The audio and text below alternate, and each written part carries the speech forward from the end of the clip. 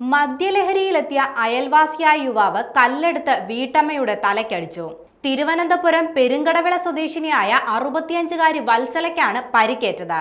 യുവാവിന്റെ മർദ്ദനമേറ്റ് കുഴഞ്ഞു വീണ വത്സലയെ നെയ്യാറ്റിൻകര ജില്ലാ ആശുപത്രിയിലേക്കും തുടർന്ന് കാരക്കോണം സ്വകാര്യ മെഡിക്കൽ കോളേജിലേക്കും പ്രവേശിപ്പിച്ചു. നിലവിൽ ആശുപത്രിയിൽ ചികിത്സയിൽ കഴിയുകയാണ് ഈ വീട്ടമ്മ. കഴിഞ്ഞ ഞായറാഴ്ച വൈകുന്നേരമായിരുന്നു സംഭവം നടന്നത്.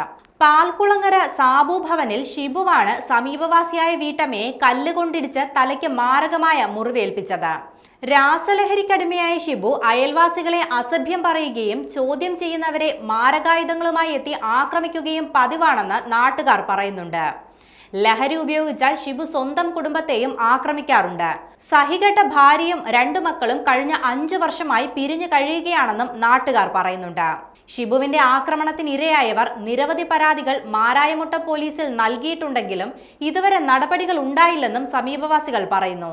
മദ്യപിച്ച് അസഭ്യം പറയുന്നത് നിത്യസംഭവമായതോടെ പഞ്ചായത്ത് ജാഗ്രതാ സമിതി ഇടപെട്ട് പ്രശ്നപരിഹാരത്തിന് ശ്രമിച്ചിരുന്നു. എങ്കിലും ഇയാൾ തന്റെ രീതികൾ തുടരുകയാണെന്നാണ് പഞ്ചായത്ത് അധികൃതരും പറയുന്നത്. അതേസമയം ഷിബുവിനെതിരെ കേസ് രജിസ്റ്റർ ചെയ്ത് അന്വേഷണം തുടങ്ങിയതായി മാരായമുട്ടം പോലീസ് അറിയിച്ചു.